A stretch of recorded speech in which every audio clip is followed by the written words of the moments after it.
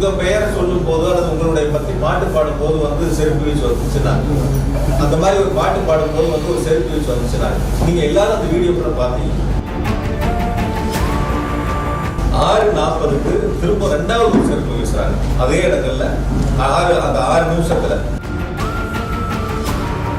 இது சம்பவம் எப்ப நடந்துச்சு, செருப்பு வீச்சு எப்ப நடந்துச்சு, என்னை பத்தி எப்ப பேசினாங்க, என்னை பத்தி 16வது நிமிடத்துல தான் பேச ஆரம்பிக்கிறாங்க. 19வது நிமிடம் கூட்டம் முடியுது.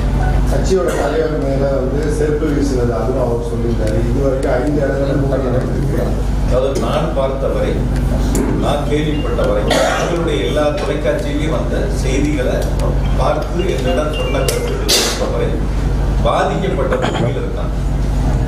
பாதிக்கப்பட்ட ஒரு தம்பி தலையில கையை வச்சு கையை நீட்டி தனக்கான உதவிகளை கேட்கிறார். அதை நீங்க பார்த்துருப்பீங்க. ஒரு தம்பி வந்து தண்ணி பாட்டில் உட்பட கீழே இருந்து கேட்கிறாங்க. அதை தொடர்ந்து பேச்சு போயிட்டு தன்னுடைய கவனத்தை ஈர்ப்பதற்காக அது போன்ற சம்பவங்கள் பேச்சினுடைய துவக்கத்திலேயே இருக்கு. அந்த சம்பவங்கள் நடந்து சிலருடைய கொஞ்ச நேரங்கள்ல தான் தண்ணி பாட்டில் அவங்களே எடுத்து கொடுக்குறாங்க. கேட்டப்ப அவங்களுடைய கவனங்கள் போகல. அதன் பிறகு ஒருத்தர் போய் சொல்லிதான் தண்ணி பாட்டில் அதுக்கப்புறம் எடுத்து கொடுக்குறாங்க. அது நீங்க பார்த்துருப்பீங்க. இது கூட வந்து நேற்று என்கிட்ட பேசும்போது ஒரு பத்திரிகையாளர் வந்து நான் இடையில கட்சியில சந்திக்கும் போது ஒரு கருத்தை ஒன்று சொன்னாங்க. பேசும்போது உங்க பெயரை சொல்லும் போது அல்லது உங்களுடைய பத்தி பாட்டு பாடும் போது வந்து செருப்பு வீச்சு வந்துச்சுன்னா, அந்த மாதிரி ஒரு பாட்டு பாடும் போது வந்து ஒரு செருப்பு வீச்சு வந்துச்சுன்னா, நீங்க எல்லாரும் அந்த வீடியோக்குள்ள பாத்தீங்க. எத்தனை மணிக்கு மொத்தமே மேடையில நின்று அந்த வாகனத்துல மேல நின்று இருந்தது 19 நிமிஷம். 6:40க்கு திரும்ப 2வது ஒரு செருப்பு வீசுறாங்க அதே இடங்கள்ல.